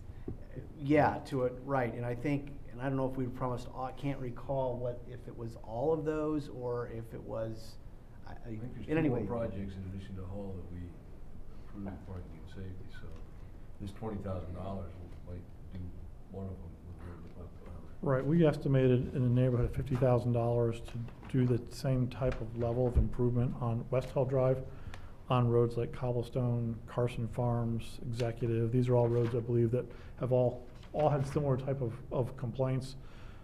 There's varying levels of the things we can do. We do OU now. It's been 6 months on OU pilot information back on Hull Drive to see how effective it's been in addressing some of the issues that were out there. But in general, striping, just even striping is expensive. Speed feedback signs are expensive. What did the striping cost on Hall Drive? It's like We paid total just about $8,000 for the striping on Hull Drive.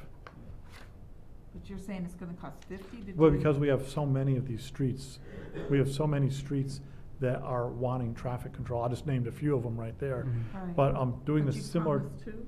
There's two more in addition to Hall Drive that we, Cobblestone was one for sure, and then Yep. I would have to go back I think and, there's one other Carson one that we Farms. talked Yep. about. It wasn't quite as extensive. Right, Carson was Carson one, Farms, Executive's Cobblestone. one. Yeah. I have to look at our data, but, and some of the cost in there too is recommended for speed feedback signs where we have, in accordance with our adopted traffic calming rules, I'll give you, Carson Farm seems to have the part from 36 back to the first intersection seems to have the highest rate of recurrence of high speeds. Mhm. In the neighborhood of 35, 36 miles per hour on 25-mile-per-hour road. So that steps up to the next level where we were thinking a permanent installation of speed feedback signs may be necessary. So now you're adding costs of $7,500 for a sign versus for a bunch of striping. So it's all detailed out in some of the information we provided, but the 20,000 was the level that was initially plugged in to this amount for this, under this line item. But I thought we also decided that Hull Drive was a pilot to see if it would work. So Which now is- we've already committed other streets without even knowing if it worked. Well, I think Because, I'm sorry. I don't want to speak for you, Councilman Keller, it was your meeting. We were really trying to advocate a street that actually had a speed problem, piloting striping for speed.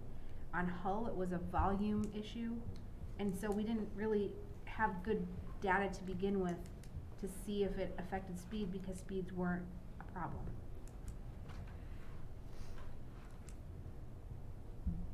Which is why we wanted to provide feedback to you after 6 months and evaluate that street fairly as to what impacts we see. I've talked to a few and they said it's made no difference at all, just the few that I stopped on the street and talked to them. And I know, it's one of those, even when we did the speed enforcement, we had the signs up, and it's kind of one of those impossible Right. situations, but. But if guardrails are going up for safety reasons, then that should be before striping anything. So I don't know where the guardrails, where you're thinking about, but I mean, to me, that just makes more sense to do that rather than striping. Yeah, I'll just give you one example. One of the areas for guardrail is along Liberty. As you go by Kesselbrook subdivision, you have those ponds that are straight off the pond, or straight off the road with a hillside. Another example is on West on William Street. Actually, I think we had a water rescue in the ponds in between Sunnyview and Carson Farms. So places where the ponds are too close to the road or the road's a higher speed, we want guardrail. Other places are just corners where there should be guardrail. There's not currently guardrail. So it's just a number of locations we've detailed out. We have about $150,000 of inventory of places where guardrail should go in. And so, again, we're far short of what the need is, but we're moving in that direction. But under traffic maintenance, and the $650,000 is great to help move us towards sustainability goal on paving. But in my past presentations, I've always talked about just the other maintenance operations too: guardrail, striping, traffic calming, signalization, taking care of our bike paths, our public parking lots. Those are all maintenance areas too, and all those, or most of those, are short the funds of what we would see to sustain any one of those individual operations. So this one's no different than the other operations. That nothing's changed since 2016, and that particular levy failed. Is we still have a high need across the board in a lot of areas. So we're making incremental improvements in different line items, which is going the right direction. But it's a big amount of funding needed to fully address any one of these areas. So, Bill, if you don't mind me just interjecting this, because we've talked about it before, it's not gonna be a lot of money, it's not gonna happen right away, but we really need to get the legislation moving for the license plate permissing fee. Yeah, we were gonna do that in the first quarter. Yeah. Early next year, that would go in effect in '21. Okay. For the registration year '21. That's about, we estimate about $200,000. $200,000. Yeah. Which could make. But a that big helps. difference I mean, in these add kinds that of to the. things. Guardrails and striping, Yes. that could make a big difference. It We can could. dedicate that to striping. It really could. Sorry. I think it might be helpful maybe to, as a follow-up to this discussion this Thursday night, kind of recap what expectations are regarding what has been represented at the committee level with what Bill is able to think he can get done in terms of the speed feedback signs, the striping and that type of thing. This is an area where you're increasing the level of service. It's costing us dollars to do it. And so just want to make sure that you all kind of know ultimately before you adopt the budget what's included there. So I think what we were basing it on was the traffic calming guide, For- which we voted on, which said if there were certain criteria, Right. streets were eligible for certain. I just want to make sure we've gotten things. the right number of, Right. because I know there was a couple in there, Carson Farms and Cobblestone. we'll follow up with that information for you. Okay.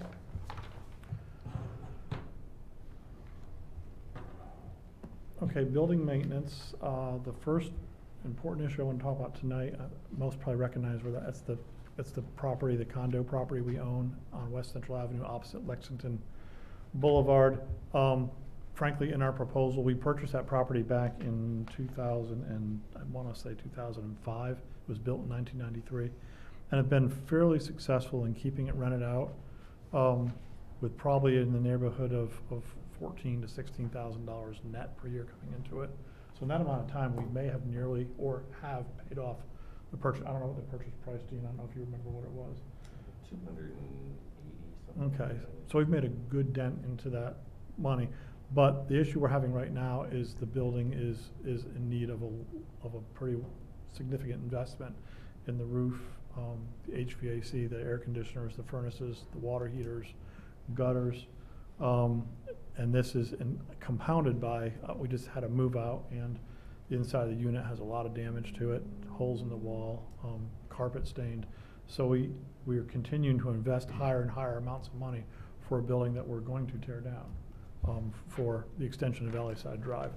So we think we're at that tipping point right now where it makes more sense, instead of staying landlords, which, you know, the city's really not in the business of being landlords, of giving our other tenant notice and a sufficient time to relocate, and then in 2020, tear the building down and level the lot out and keep it mowed and keep it nice until that point where we can move forward. Or we're gonna continue to spend fairly significant amounts of money just to keep the building up in order to tear it down at some point, or in order to be able to keep renting it.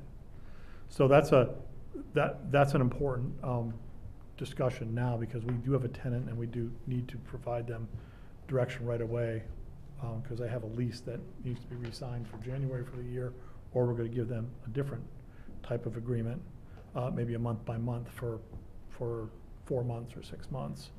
So I was looking for some feedback on that issue specifically tonight, because that's where we are. The building is 27 years old, and it's really 2 separate buildings, and none of the systems inside have been replaced. So about everything that could fall apart after 27 years in a building, or just like our own homes, is getting ready to fall apart. And if we're going to be good landlords, then we need to replace and repair all these things. Or Bill, I don't know if it's call it- possible for the benefit of the new council members just to talk about Valley Side Drive, and that's part of our Sure. network improvement plan and what was Yep. proposed there. If are both of you familiar with Valley Side Drive? Is currently down by the funeral home and the animal clinic. So Valley Side Drive now is about 800 feet, 900 feet long to the south. It just extends down to the bottom of the valley there, and right back up to this point opposite Lexington Boulevard, with the goal of being able to tie directly to that intersection and provide Station 303 with direct access down to 36 to improve their fire run time significantly, and just to add that second north-south connector between 36 and 37 as a reliever to Hauk Road right now, which if anyone drives Hauk Road, especially in the evening, 4:30 to 6:30, you see how much congestion there is on Hauk Road, and without having to reconstruct that whole thing, Hauk Road to potentially 5 lanes, it's a better project to continue Valley Side Drive project at some point in the future.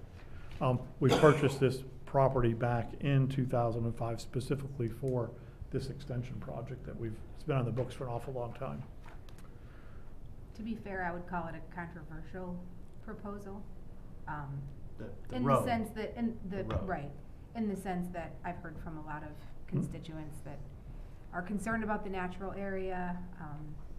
There's residents nearby there that, were not in favor of it when it was part of the road levy, package, and that may have been what cost us approval, I think, of the road levy, was the inclusion of this road, so.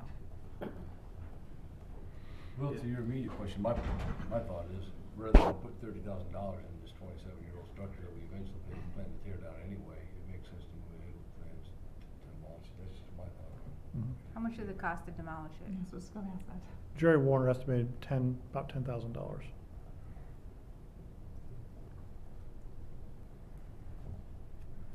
And then we'll grade it out ourselves, and then we'll seed it and have it be a mowable green space, and try to maintain that as a mowable space across the road, but not all the way down the hill in the back of the property. Just the spots that are visible, try to keep it looking nice. How much is the tenant paying in rent? Right now, the rent, I want to say, is $850 a month. Is it? $1,000 a month then? Okay. For each. Per side, right? Hmm. Yeah. And we're able to, we have move-in, move-outs almost every year on the facility. So, by the time we get in there ourselves and clean it and recarpet and repaint, they're rented for somewhere around 7 months, 8 months out of the year. Yeah, we just flagged it, because there's no funding right now to do the capital work that Mhm. is being recommended, so. And the rent that we're gaining from that at this point wouldn't pay for the needed investment in the property itself. Well, I think we're taking in money and we'll be expending money. It all depends how We're we not setting it manage that. aside. It's not being Right. set aside. Right. I'm fine with it.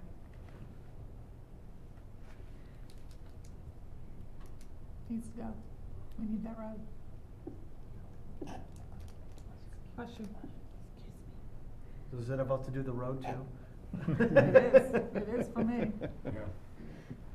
We need to lighten. Still has a lot Liberty. of merit, but there are, as Lisa pointed out, there were Yep. issues that were raised. I Just think you being could fair work. and making sure that the You- other side yeah. is at least, Yeah. you know. I think one of the more compelling things was the increased response time, the improved response time. Mhm. When we met with the Willowbrook residents last week, that came up. You can almost cut that in. Is that, I can't recall, John, but it was pretty significant. That'd be a direct. Yeah, I believe, Yeah, it's like, Exactly. it's like 3,000, it's not just Willowbrook, there's like 3,000 homes over there. correct. It's about a 3-minute response time decrease. Having that road there, then going all the way around West Central to Howe, and then back to William Street to Carson Farms. There's a big difference. And then trying to get back in that back neighborhood, especially Monroe Court, back in that area, especially where some of the proposed development for the Willowbrook subdivision that's being proposed. That's probably our toughest travel distance right now. And I can just, for 3 minutes, I've relied on our own services for my father-in-law just in the past month. And when you make a call and you can hear the siren, even 1 minute seems like an awful long time. But when you can hear it for 3 minutes and they're still not there, I think the reason's very compelling for emergency services. That does save lives. So that was one of the reasons. And thank you, Councilman Keller, just for bringing that up. That there's controversy for certain folks that it's right in their backyard, absolutely.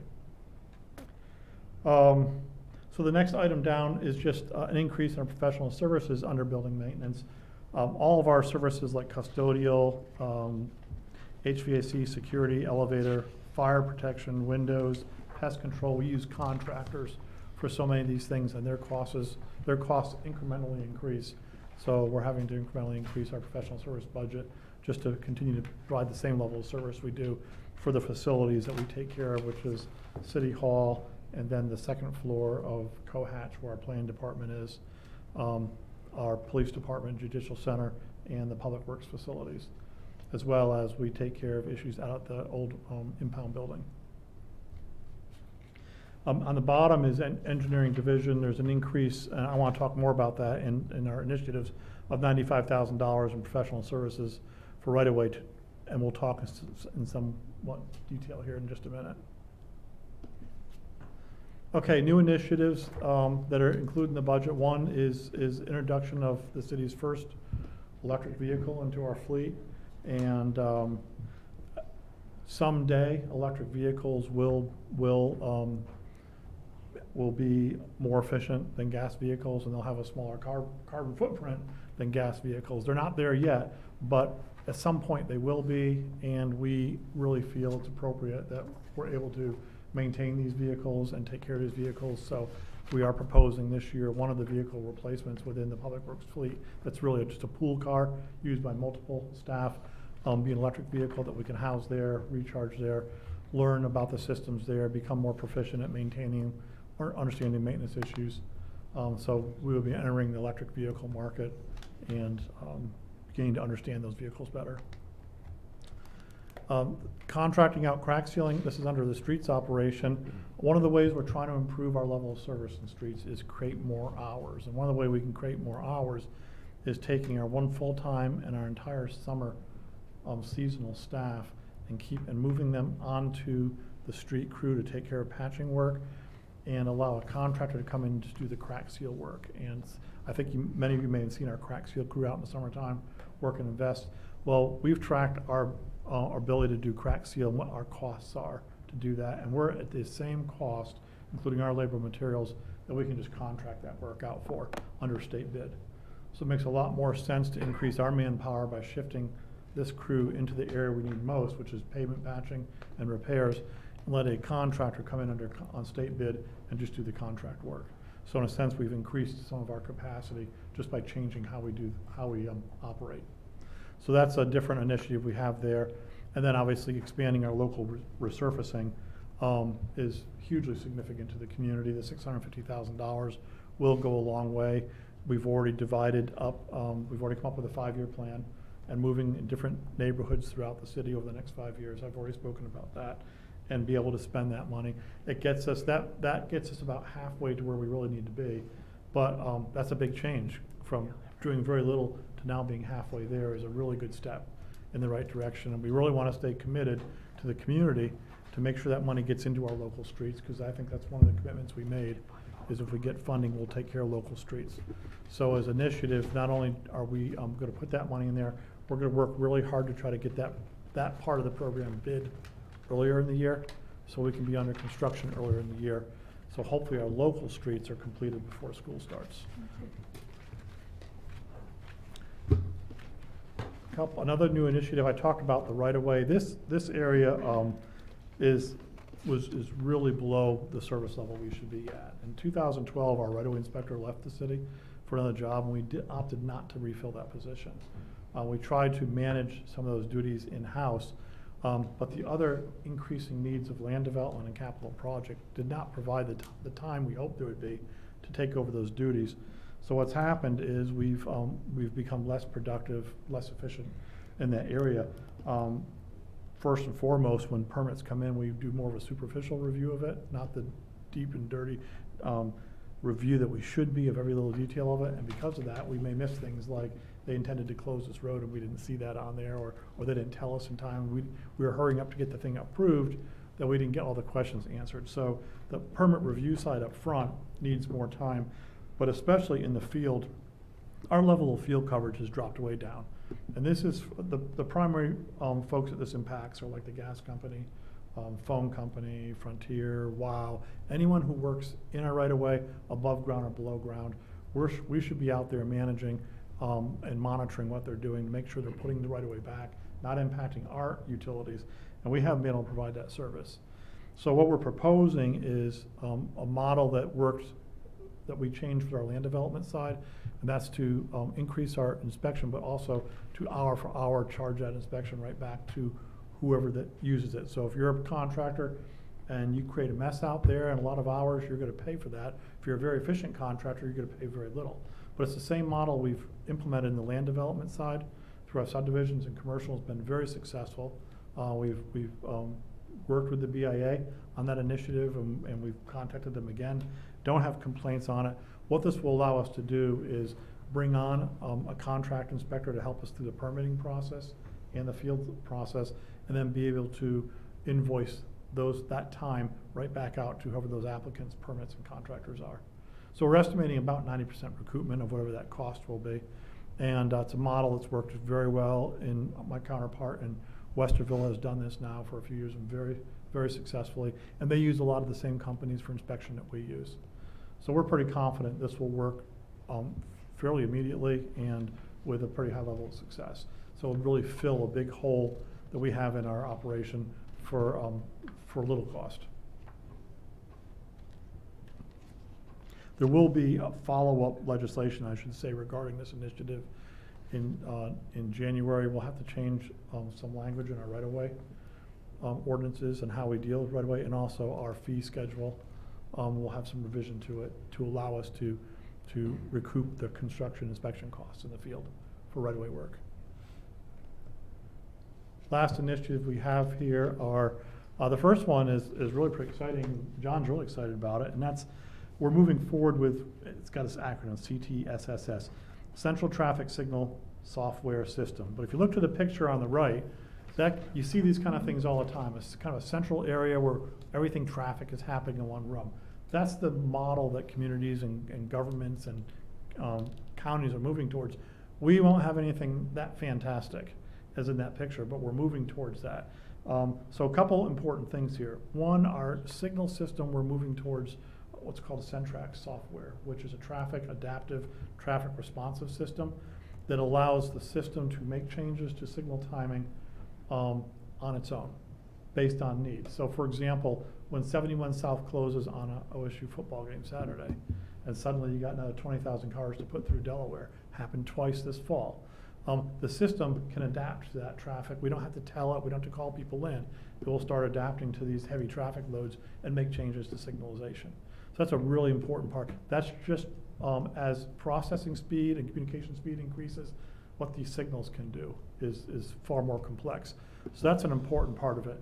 The second and really important part, and John talked about it already when he mentioned the AVL systems on the fire emergency vehicles, is that this system is integrated in with the county's AVL.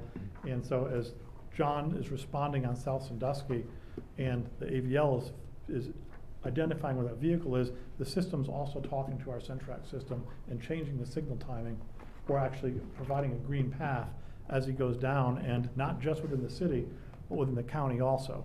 So this system, why we're advancing it quickly is two reasons. One, John has already funded additional traffic preemption, which we want to be able to implement as quickly as possible.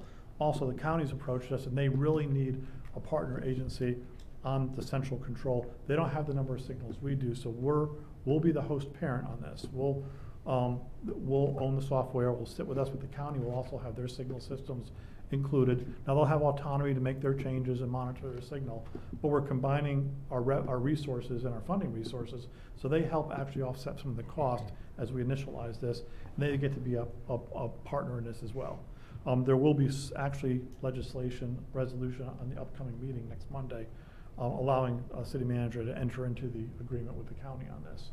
So it's really exciting because this is the next generation of traffic signal control, and it allows us to have better emergency response, but just better traffic signal system response too. So it's exciting in that realm. And what's our timetable on that, Bill? well, the emergency response preemption will be fairly immediately. Once we approve the agreement with the county, we'll go ahead and start purchasing software, initializing it in the system. And even though our signal project itself is still about a year behind, we'll start making the adaptations into our controllers as well. So as our new signal software and programming comes on board, the baseline system will already be in place. So once we get the software installed, and I can't talk about it like Susie can, in terms of the servers and the cloud and all that kind of stuff. She knows we just trust her. She's gonna be able to do all that for us. But we're excited because it makes the system better, and as we finish our signals phase 1, we should have a more responsive, better acting signal system too, all tied together. So this is the groundwork for what eventually, in 10 years from now, it could look like that picture where we're actually able to watch everything and pull things up on cameras and deal with issues fairly quickly. The next is, again, it's another working with the county for initiative. We've talked about the county is in process right now of getting ready to award from their proposal the construction of a new solid waste transfer station and a recycling transfer center. So we've been working very close with them on this whole process to make sure our needs as a city are going to be met by the county's project. And they've been very good to work with.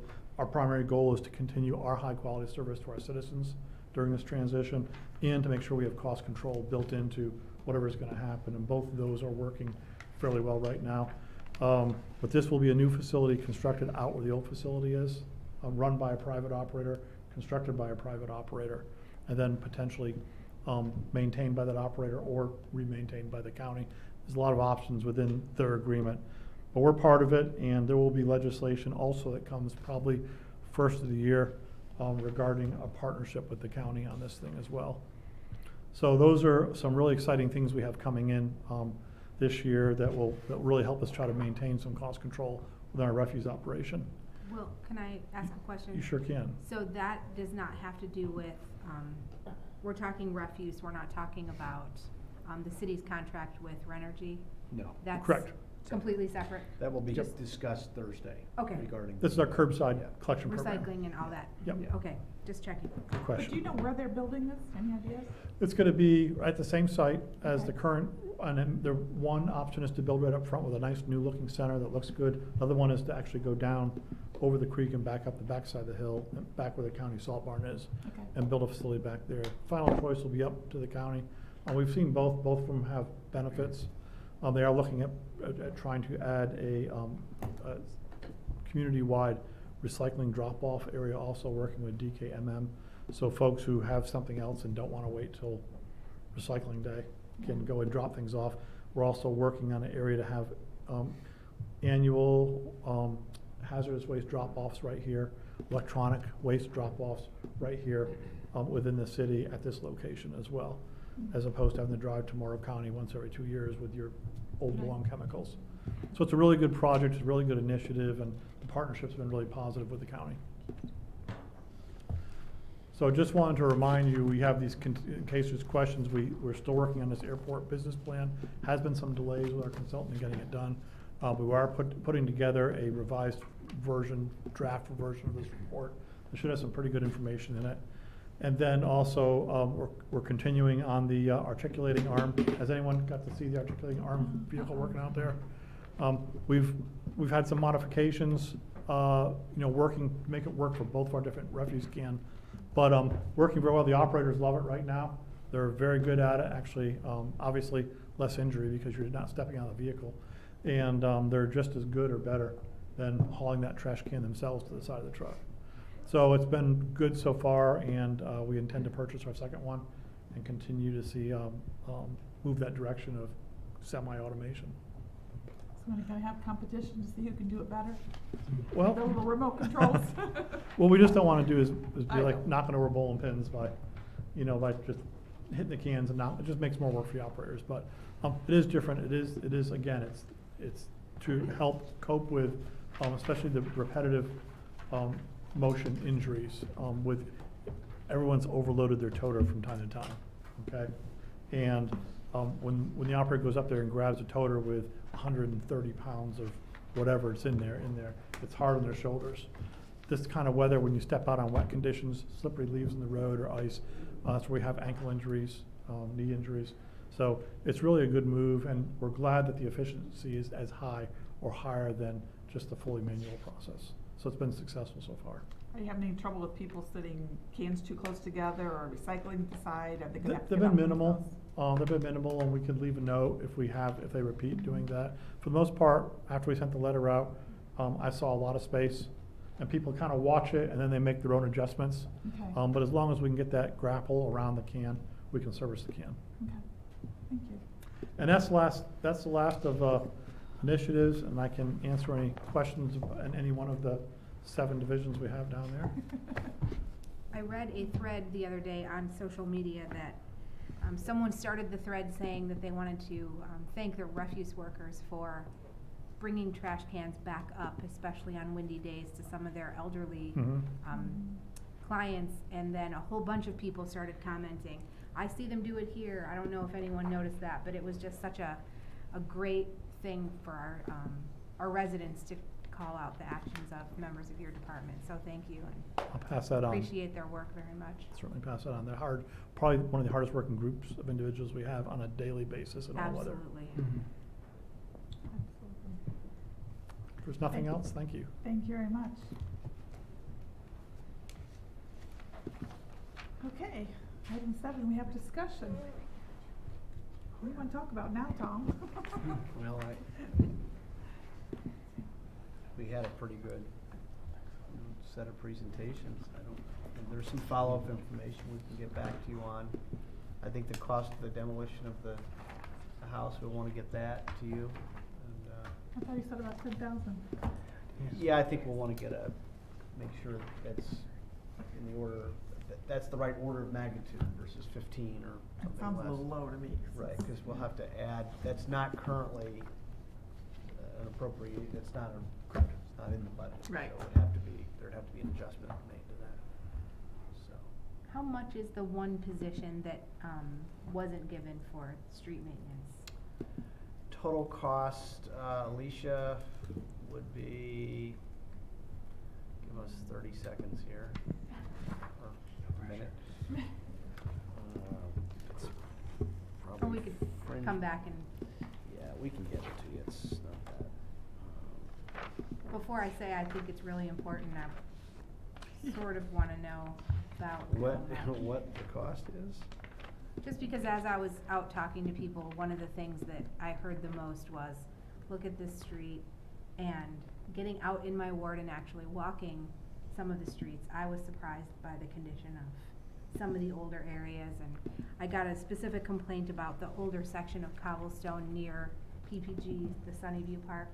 Yeah. And found out that one, it was lucky that that one was even on the list, because not every street that needs repair is on the repair list. And I had to tell that resident, I think it was, I can't remember, It was 4 years out. 4 years out. And they were like, 4 years? And like, well, we're glad it's even on the list, because not every street is. And so it would be nice if we could get more caught up with the new influx of money that we have in the budget, but we can't really do that without people to do the work, right? It's about 69,000 a year. Okay. Pretty significant. Right, I mean, one of the trade-offs here was, if you weren't gonna add staff, can you at least increase the amount of money associated with contracting some of this stuff? So that was kind of the approach we took. Plus, they made a pretty convincing argument that the additional tech would be able to improve the distribution of those crews, just one more person, so. Right, and our request was far more significant than what you're seeing too. We understand all these issues, and we asked for hundreds of thousands of more dollars in operations to cover these issues, and realizing that, we're competing limited dollars across all departments here. So that's why I say incrementally moving in the right direction is helpful, but every $25,000 or $50,000 more towards it actually goes a long way towards addressing some of these issues we're talking about tonight. Is there a way to get like I know you can't name like specific streets, but like how to translate an additional team into, like, what does that mean for the amount that we can do compared to the way it has been in the past? In terms of paving like local streets? Yeah. What I can provide for Thursday is the actual 5-year plan that shows all the streets that are in poor field condition, and you'll see the ones that are on the list, and you'll see the ones that are not on the list. And so, a mile of repaving a street can be $150,000 to $400,000, depending upon the condition of the street. So you'll see that list, and you can, it's about as visual as you can get as to how far the $650,000 a year is going to go. But was your question also, what would the additional $69,000 get us if we added another? Yeah, so how much does that increase the speed at which we can redo roads? Is there, I don't know if there's a way to quantify that or not. But Really, the size of the street crew helps us with patching, pothole repairs, some of the large cracks. All those things were deficient in. Base repairs, which is separate from our repaving streets, which was all contract work every year. So that's just cash on, if you add $200,000 of professional services to contract out more streets, we can pave more streets. Our additional crew and additional funds in our operations lets us buy more asphalt and concrete materials, and our crew become more productive in doing some of the maintenance issues, like putting patches in streets, taking care of some of the base repairs like we've been doing on Central Avenue, doing more of that type of work, which are all necessary prep work ahead of actually resurfacing that street. We got to get those things completed ahead of time. Another thing that I was thinking is, we're watching our fund balance creep back up again. Is there a way at the end of the year, like at this point, to sort of look at what we thought we would spend last year, or this current year that we're in, how much we actually spent, and then what's left over? And could we do supplementals rather than having that go We do into that the every fund? year. In fact, we did it last year, and we bumped up resurfacing by, I'm thinking, $400,000 or $500,000. So But can typically, we do that every year. So we're doing that again this year? Well, we'll see. We still got purchase order cutoff coming in, and, you know, one of those discussions is to look at what, 2019 looks like. I can tell you it's probably not going to be as good as 2018 was, but be something we'd look at. Okay. And again, it doesn't have to happen before the end of the year. It can happen, we can do it as a supplemental next year, too. Okay. One of the things we need to do, and we've kind of done it a few years, but hopefully can do it again, in January, is to revisit our capital plan. Well, we have not just, estimates that were provided when we did our CIP, but updated financial information. And if we've got some funding, I think early in January, getting back with council or however, Public Works Committee, to say we could probably divert another $300,000-$400,000, whatever it is, to capital improvements. What's the preference? Is it street resurfacing? Is it something else? Okay. I think also continuing the elephant in the room continues to be the bigger question of what we presented to the voters back in 2016, which is really fundamentally to address the kind of imbalance with where we are. It just requires that higher level of more dedicated revenue. If we're not going to get that, then we have to figure out a way to take back the that's where you get back to the expectations. Yeah. And are we not Yeah. able to do, we do a pretty good job of trying to get things done, and it makes it look like, yes, we have the dollars to do it, and in some cases we do, but to really get to the issues that Lisa raised when she was out campaigning, to hear about, well, it's 4 years for this road and 6 years for that road and 2 years for this, and we're never going to get Merrick done, and those kinds of things. That's, that conversation has to kind of get restarted with council, because we're coming up on really 4 years since we asked that question. Another policy-related issue, I think council's kind of pushed that in years past, has been seeing road maintenance and not just resurfacing, but maintenance as a priority.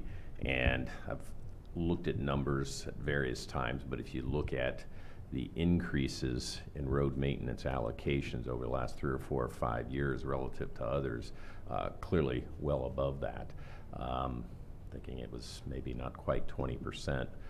But the increased allocation to the maintenance efforts for roads and streets in last year's budget, I know it's up there at a pretty high clip this year, even beyond that. So, there's a lot of what our budget entails is pretty much just core services and maintaining service levels. I can tell you, and I could probably show that of that flexibility to increase services, a very high percentage of that's gone towards road maintenance and trying to push more money. As Tom said, if there never is a new revenue source, at some point we have to address how much of our resources needs to be allocated. Obviously, if you push more and there's no new revenue source, it's a subtraction on the backside somewhere else in a different service, but maybe something that needs to get more and more attention over the years. So Bill, with the increased efficiencies that you've kind of built in through some of the contracting out, I mean, are there any of these areas that were below expectations now that we might actually be able to get? meet our- Absolutely, and we really hope to keep our crews out in the local streets all construction season this year, and be taking care of a lot of patching work, a lot of pavement replacement work, not to be confused with the resurfacing program, but to be out in the local streets and really hit those hard and start making some real headway on taking care of things like the road patches before they become major potholes, and there's just ADA ramps on concrete sidewalks that are our responsibility, but we haven't been able to address now for several years. And some of the bike paths that are ours have some real deficiencies in them, we haven't been able to address them. So being able to have 2 crews out there working full-time all summer long and making some real differences in the roads. Now, the product you'll see in the end is patches and streets, but it's better than deteriorating pavement, alligator pavement, and holes in the street. So that's our goal, absolutely, and these additional funding and even the resources for staffing will go a long way, and we should see that. Good, good, thank you. Any other comments? Okay, we'll reconvene on Thursday, November 5th at 6:30. Raise your hand for me. You wanted to mention something about this refunding. Sorry. He's putting you on the spot. He says, now you want to talk about the refunding? You wanted to mention that? Oh, yeah. Oh, yeah. I've mentioned it before, our rec levy borrowing that we did, $20 million several years ago. We structured that debt such that there was a call provision June 1st of 2020, meaning we could call those bonds and reissue them. And it makes all the sense in the world to do that. We can go in advance of the June 1st call date and actually close on the 90 days in advance, which would be March 3rd, that we could actually close on a new issue to get that ball rolling and to try to get it to the point from a calendar standpoint to actually sell the issue by the end of January before I leave. I think we want to introduce legislation. We've got it all teed up from our bond attorney, the legislation necessary for council to pass to basically refinance that debt. None of it's new money. Right now they're projecting about a $2.1 million net present value savings and interest costs, but that's over the life of the existing bonds, which would extend out to 2034. I'll update you at some point, but it looks like probably 2025 we'll be able to pay off that debt, and subsequent to that, then the income tax would go away.